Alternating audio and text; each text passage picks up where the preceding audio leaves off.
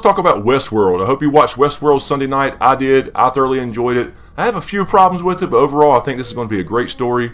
And speaking of Westworld, I need a little intro for that, don't I? I mean, I call you guys Ice and Fire Nerds for Game of Thrones, Deadheads for Walking Dead, I don't know, host and guest, or virtual cowboys. I don't know, we'll figure that out. But anyway, let's jump right in and talk about Westworld Season 1, Episode 1, the original.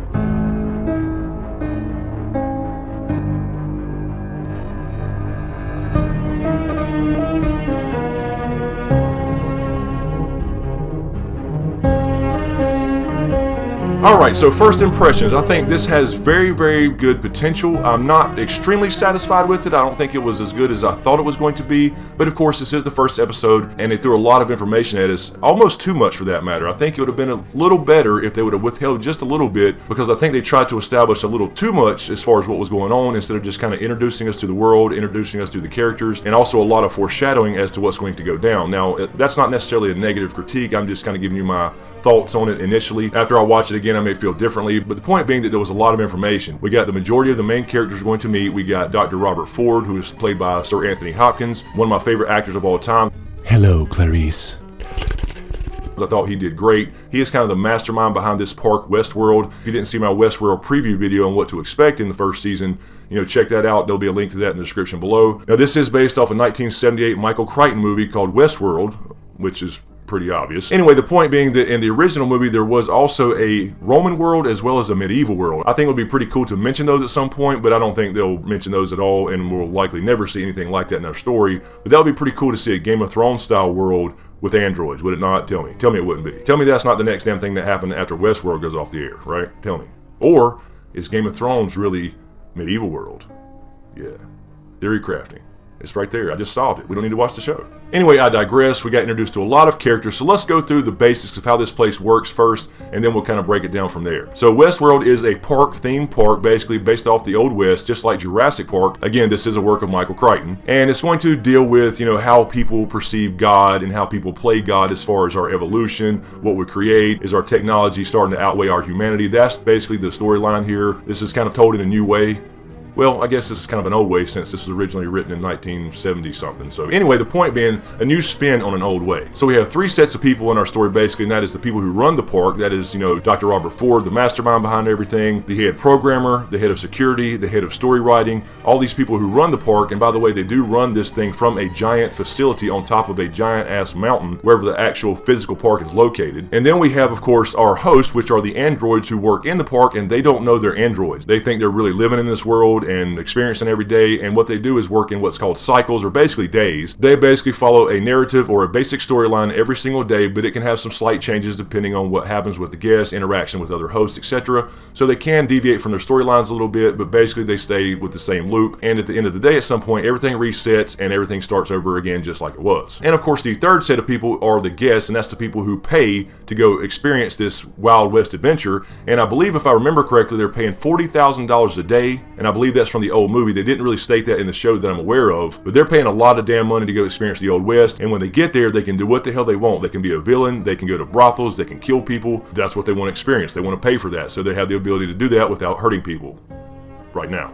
So then we were told that Sir Anthony Hopkins, Dr. Ford, has upgraded the hosts and given them access to basically old routines, old subroutines, old programming, basically memories to them, and it's starting to cause a problem. So we're starting to see some of the hosts malfunction. We have a main character, Teddy, who's basically just a gunslinger love interest of Dolores, the main character, and he comes in every day on a train. In the beginning of the show, I thought he was an actual guest because he did come in on the train, so he seems to be the only host that comes in on the train who shows up to this town with the newcomers, and that's what the guests are called, the newcomers. That's at least what the hosts refer to them as. So he comes in with them. He ends up meeting up with Dolores somehow, but again, sometimes that story's changed a little bit, and he doesn't meet back up with her depending on how the guests interact with him. And of course, this is going to be the beginning of the cyborg apocalypse. The writing is all over the wall. We had several references to, kids eventually rebelling. They're making it pretty obvious what's going to happen, but I'm really interested to see how they're going to pull this off, even with the big budget that they have. But I think there's enough information here, there's enough story, there's enough characters and plot lines that we can start to kind of theory craft some things. But anyway, what seems to really kick this thing off is Dolores' father, and I believe his name is Peter. He finds a photograph when he's herding some cattle, because he's basically just a rancher, but he finds this picture, and it is a picture of a woman in New York City in Times Square, I believe. So apparently a guest came in at some point, dropped an actual picture from the real world on the ground, and it kind of got buried there. He dug it up, and this of course caused the butterfly effect and started to affect his programming. He starts to freak out and basically lose his shit, and starts to question the nature of his reality and where he really is, and more importantly, what the hell he actually is. So in a nutshell, there was about 200 androids or hosts basically that was upgraded with this programming, and they are basically recalled. So the main story writer, I believe his name is Lee, he wrote a little story so it wouldn't disrupt the main storylines or disrupt guest satisfaction, to where basically every one of these hosts that had the bad programming got shot so they could pull them out of there and run diagnostics. Now, one thing I would have liked to have seen a little bit more of, and I'm sure we will, is how the hell they go in there and grab all these androids and bring them back to the facility.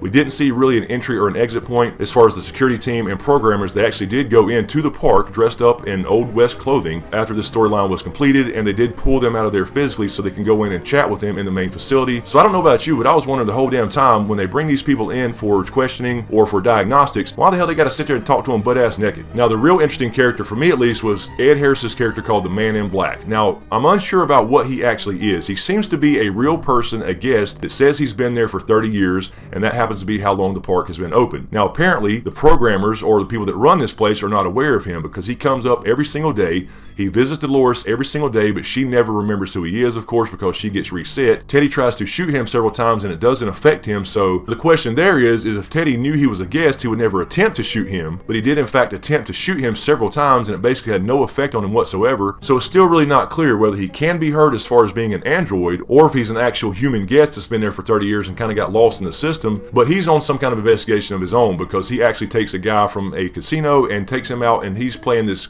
so-called bigger game. He realizes all these androids are what they are. Whether he's one himself, we don't know, but he does scout this guy, takes the top of his head off, and there's some kind of map or circuitry kind of design printed on the inside of his scalp, and I think we'll see that again later for sure as far as the previews go. But the point being that he is a very mysterious character. It's hard to tell exactly who he is and what he wants. He's definitely trying to figure out what's going on in this world, and that's kind of the confusing part for me, because if he was a guest, he would know exactly what was going on. He had just been there 30 years, he knows everybody's an android, and perhaps he just figured out a way to kind of get lost and never come out as far as being there the entire 30 years the park has been open. But again, if he's human, he would already know that this was a park and these were androids, and he wouldn't have any questions about what the hell is going on. So perhaps he's a person who somehow got caught up in this park that didn't know it was a park.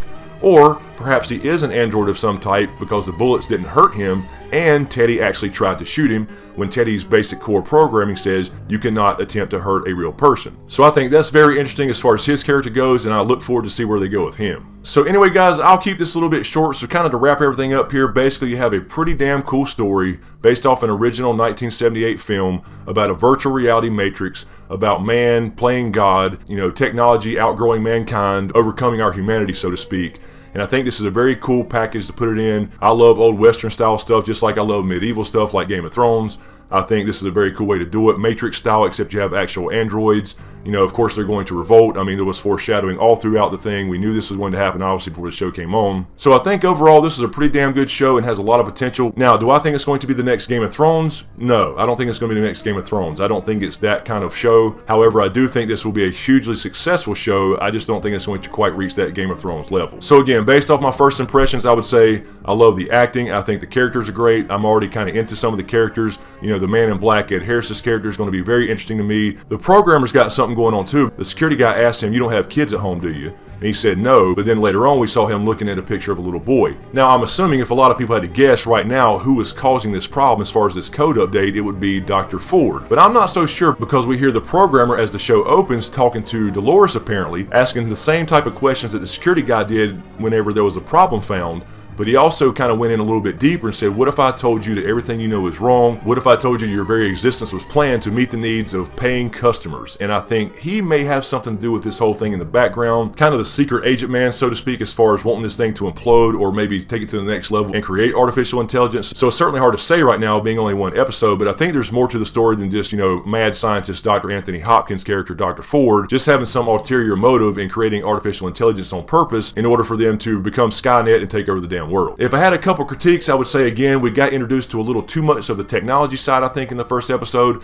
I think that could have waited a little bit as far as how they're made. We do see they're all made with 3D printers. They even make the damn horses, so nothing in that world is real. And I would like to see a little bit more from the guest perspective. We only saw a few scenes of guests actually interacting with things and going through storylines, and I'm sure we'll see more of that. And that's certainly not a major critique on my part. I'm just saying from my perspective, I just think we got thrown in a little too soon to all the technology side of things instead of the actual world itself. And before I close this out, I got to mention one more thing. So you thought I was going to forget. Dolores, of course, told the security guy earlier that she would not hurt a living thing. One of the questions they asked about their core programming. And at the very end, after they had replaced her father and seemingly fixed all the problems, she gets up in the morning as usual, walks out on the deck. She has a new father that's been replaced. She's sitting there going through her normal lines. A fly lands on her and she smacks it and kills it. So if that's not foreshadowing, I don't know what the hell foreshadowing is. So anyway, guys, I'll leave it there, short and sweet. Let me know what you think in the comments below. Did you watch Westworld? Do you like Westworld? What did you think of the premiere episode? Do you think it's going to be a big time show?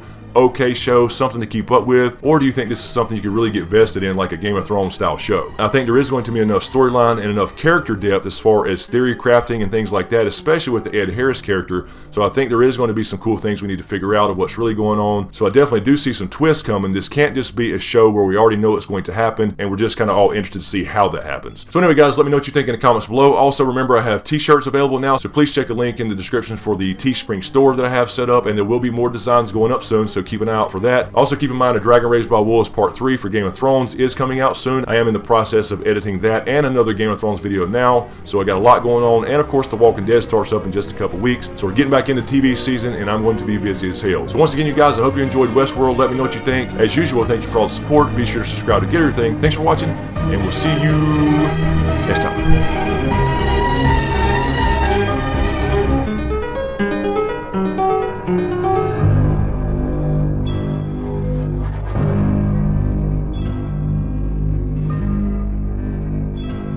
Anyway, the point being that, people